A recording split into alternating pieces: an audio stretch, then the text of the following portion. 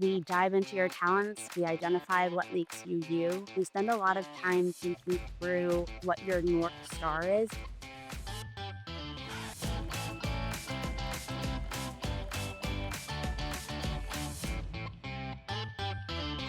Hello, everybody. Welcome to another episode of Get to B School, the best MBA podcast in the world. I get to say that because my mom said it. So I think it's true. This is your host, Drex, and I'm grateful that you're here. Thank you for making this time. Today's guest is phenomenal. Allie Kronthal comes highly recommended from Ben Lazaroff, who was a guest a few weeks ago. She's an amazing coach on the Leland platform. Go check her out. Highly rated, just top-notch individual. And you can tell through just 5 minutes of interacting with her. Speaking of Leland, it's a huge day for Leland because they are dropping Leland Plus. It's a way that you can break into whatever your next step is personally, whether that's professional development, educational development, you're trying to get to another program at school, you're trying to break into consulting, investment banking, or any kind of field. They have the content. If they don't have the content, they're going to have it next month. Leland Plus is huge. Go check it out. It's a way that you can go and get connected with someone if that's what needs to happen for you, or it's a way that you can go and just obtain a ton of development content and just unlock the next step for you. I'll include a link in the show notes. I'm pretty sure that we can get you a month free to begin with. Please check it out. Leland Plus. It's going to be huge. That's like from a movie. It's going to be big. Besides all that, thank you again for being here. If there's anything that we can do for you, please reach out. This community means something and it's because of you. So this world is upside down right now. You're not alone. Thank you to everyone who is leaving reviews. If you haven't already, please consider doing so. Please keep sharing this show with people that you know who it might help. It's been fantastic to see. So thank you for doing it. Please consider doing it if you haven't already. And now, before I say more, let's just get to the good part now with Allie Kronthal. Allie, thank you so much for coming on the show. My pleasure. Thanks for having me today. You come highly recommended from Ben, who was a previous guest. Can you share a tiny bit of intro into who you are? Sure. So, for all your listeners, my name's Allie. I am a proud graduate twice over of the University of Pennsylvania, first in what I call the College of Arts and Crafts, where I was a political science major, and then back in a little bit of a failure to launch situation to Wharton, where I got my MBA. And then while I was there, I tacked on a dual degree from the Kennedy School of Government at Harvard. Whoa. I have spent my career in financial services and currently work in affordable housing and impact investing capacity, which really allows me to flush the quantitative part of my brain. But I work with MBA students in their application endeavors as a career coach to really flex the more creative, qualitative part of my brain. I've also been so unbelievably blessed to have many mentors who have given me a lot of time and energy throughout my early career trajectory. And so it's a fun way to stay present and current. I've been working with a variety of different platforms over the course of my career. Leland is definitely above and beyond, in many ways, the best platform I've worked with. And I've had the privilege to relate to over 200 MBA students at this point with great success across the M7. 200 applicants. I mean, how long have you been with Leland? I've been with Leland for 3 years. I've been coaching for 5. So I actually started doing MBA coaching while I was an MBA student myself. Oh, okay. Okay, awesome. Because yeah, Leland isn't even 5 years old. So you've been almost the whole Leland time. Okay.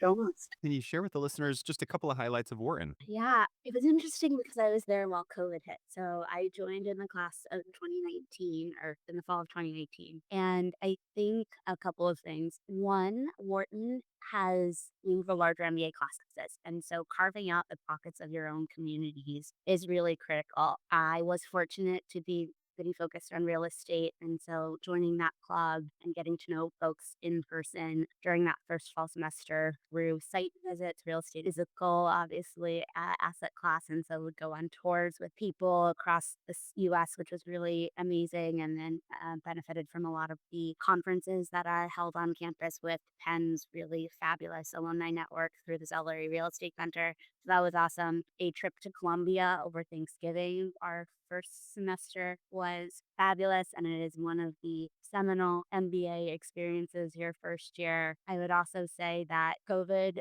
really did augment what a typical MBA experience was. I remember not going to, and this sounds unbelievably privileged, which it is, not going to Africa on our spring break as a result of this thing called the coronavirus, which you're all confused about. And so instead went on a consolation trip to Puerto Rico with several trips because it was still, or several people because it's still in the US. And then we're sitting at dinner, and the day that the Knicks canceled their season, Tom Hanks got announced his diagnosis, and we got an email from Wharton saying, "Hey, you guys have an extra week of spring break, so we need to figure out what's going on." All that is to Mm. say, lots of small group dinners and pods and long walks on what is, I would say, maybe not the loveliest river in America, but a Schuylkill in Philly, or some of the more seminal moments of my time. Anyone who went to business school during COVID just has a very unique outlook on the whole experience. But thanks. Those are awesome highlights. I lived in Puerto Rico for a couple of years, so I'm a huge fan of any time people go there.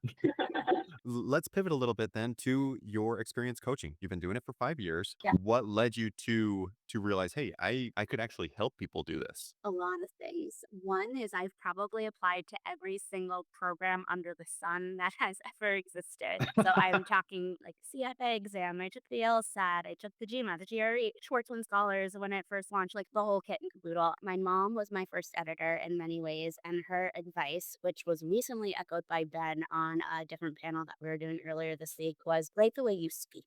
I think that for me has always been a guiding light in the way that I respond to written MBA questions and applications. And again, have always worked in a very quantitative role, so wanted to utilize my free time in more of a creative way. And Gotcha. then separately and apart, I've always benefited from fabulous mentorship from the time I was a young kid at summer camp, and I'm the oldest of three siblings. And so I've always kind of just enmeshed myself in mentorship and internship training programs. It is so thrilling to watch someone else have an unlock that you had and you struggled with. And so Yeah. the combination of all of those things really led me to want to utilize time for MBA application. See, I admire that because I experienced the first part that you mentioned about experiencing that unlock, but I never got to the point where it's like I could help someone else unlock it, you know? Like, I'm just grateful that I was able to do it for myself. Maybe that's more conceit than anything else that I've gone through. But now I have the track record to prove it, which is,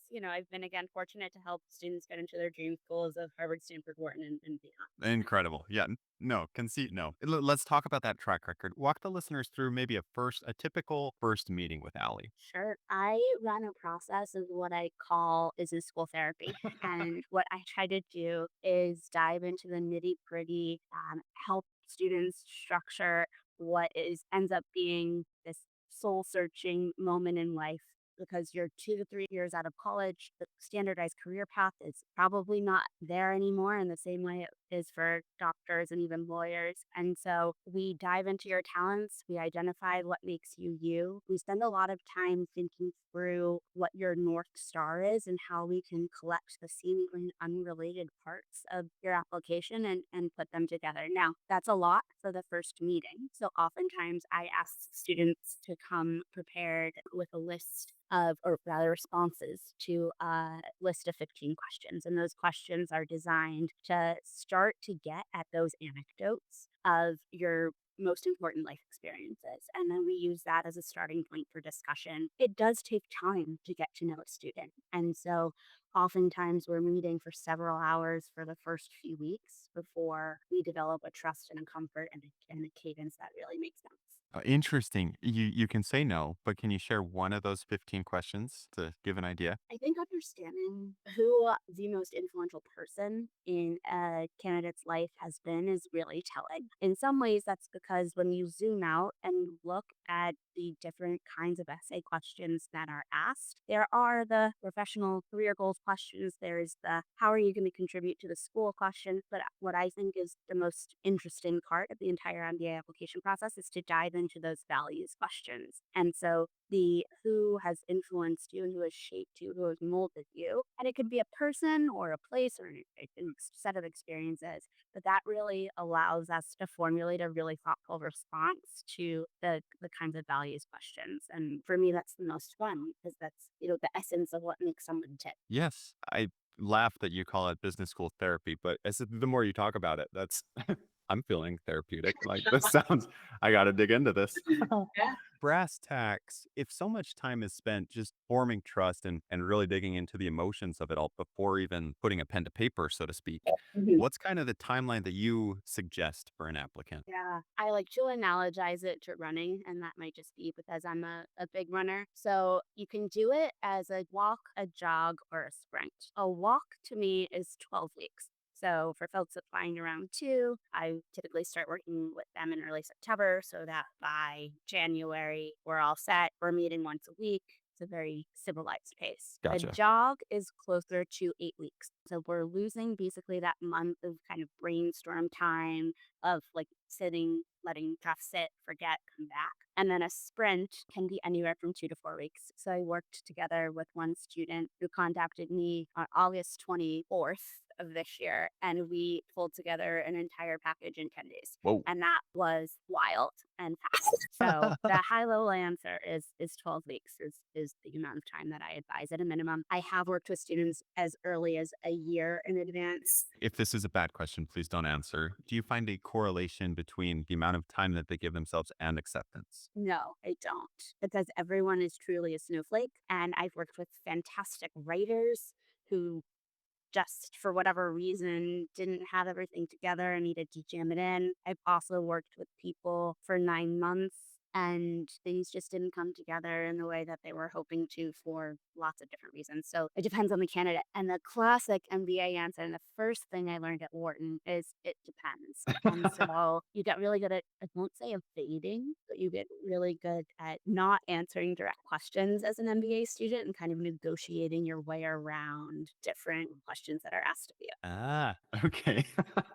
Interesting. Let's talk for a minute then about just some common themes that you're seeing. What are some common roadblocks or some common pitfalls that you're seeing with your applicants? A lot of people feel the need to tell the AdCom what they think they want to hear. A lot of the initial tropes are, hey, I'm going to change the world and this is how I'm going to do it. And at the end of the day, I mentioned everyone is a snowflake, but not everyone needs to be the next Steve Jobs. And sometimes folks come in with these super lofty aspirations, which are admirable, but then it's really hard to explain and justify and get granular enough to make it a credible story to the admissions committee. So that's one thing. Another thing that I see is an over reliance on using technology as a kind of catch all way that industries are going to transform. And if I hear or read something one more time about AI as like a new panacea, yes, of course, AI has staying power.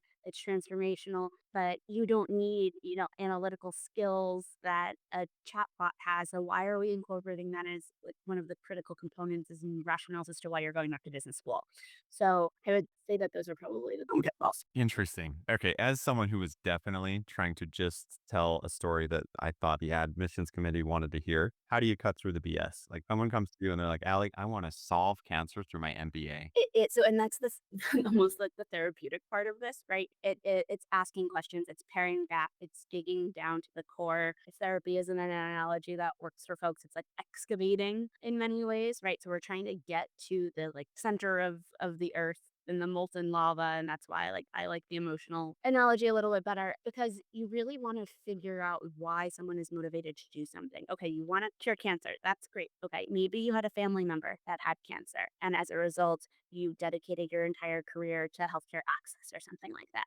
Okay, that's great, but what about that person's experience with cancer, which is not your lived experience with cancer, really inspired you or made you decide to dedicate your career in this way? Okay, maybe it was distrust of the system. Fine, that makes sense. That's a good theme as a starting point, but what was the genesis of that distrust? Was it lack of transparency? Was it lack of digital literacy? Was it an access problem because of infrastructure inadequacies and you literally couldn't get to a site? Was it language barriers? Like, what was it? Right. So we pare back and we dig and we dig and we dig so we can get to that sound bite that then makes it super, super clear for an admissions committee member. Because if you think about it from their perspective, they are meeting quite literally thousands of these, right? Wharton had around 7,000 applications last year and they take 900 kits. And so everything kind of works together. And my job as a coach is to make the student shine and serve as a force multiplier for them. And so it's getting crisp and clear. And yes, the way I do that is by being incredibly annoying and asking way too many questions. Do you ever find your applicants paying, Allie, stop, no more? No more Yeah. than 10? Yes, I do, often, and that's why I think establishing that trust at the beginning when meeting someone is so critical, and I am not the right coach for everyone, and there are certain students that I know I can help as a result of my lived experience and my background, or the fact that they're really receptive to being coachable. I think time is the most valuable asset anyone has, myself and others, and so I wanna make sure that when we're together, it's incredibly efficient. And yeah, it's also, and we haven't talked about this, but it is an incredibly expensive endeavor when you're working with a coach of a certain level and a certain experience. And so when I'm working with students, I also try to help them figure out what schools I can help them at most efficiently. So there are certain programs I know incredibly well because I attended those schools or because I had classmates that attended those schools, and I'm really fluent in that application process. Whereas if someone is applying maybe outside of the M7 or is super, super focused in like high tech quantitative finance, not my area of expertise. So I might kick them over to Ben, or I might kick them over to another coach who I think would better serve them. That makes sense, and I think that would, again, just instill trust.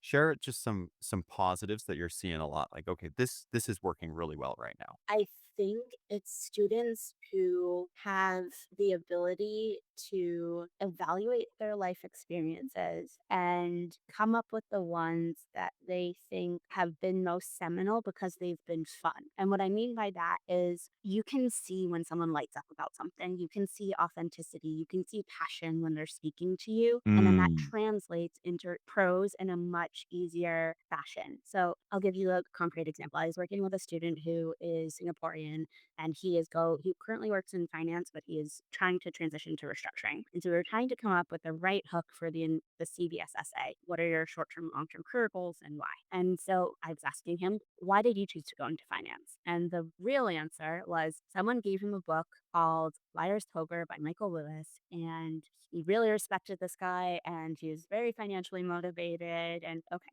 fine. But he was kind of just like, yeah, I was doing this and going through the motions. But anyone has access to that book, right? What was Mm. unique about this particular candidate is he moved from Singapore to Shanghai during the time that Evergrande, which is one of the largest real estate developers in China, collapsed. As a result of that collapse, you had folks who had their entire life savings in real estate feel incredibly shaken to their core, so much so that they went and protested in front of Evergrande's headquarters and were trying to blockade the office to prevent workers from getting out. And so the student saw that, witnessed that social strife, witnessed that tension.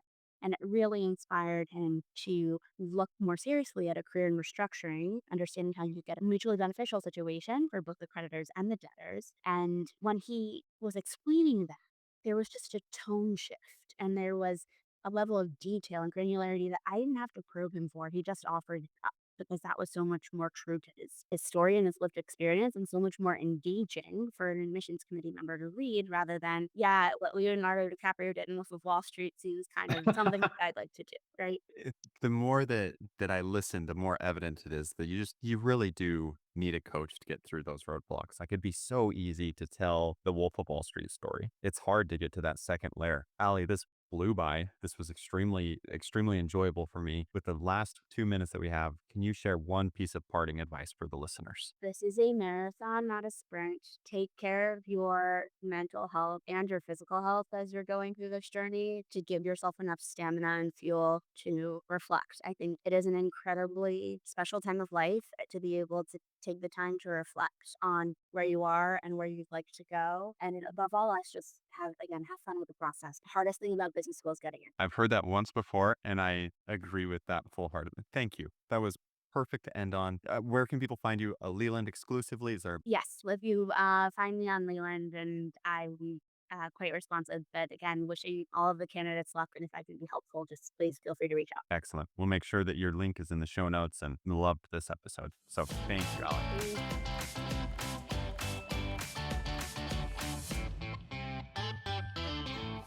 You staying in the green? I'm a huge Whoop fan. Yes, yes. I am. I am. Wow, are you wearing one too? I just switched. Oh, Garmin. Yep. Yep. I miss it.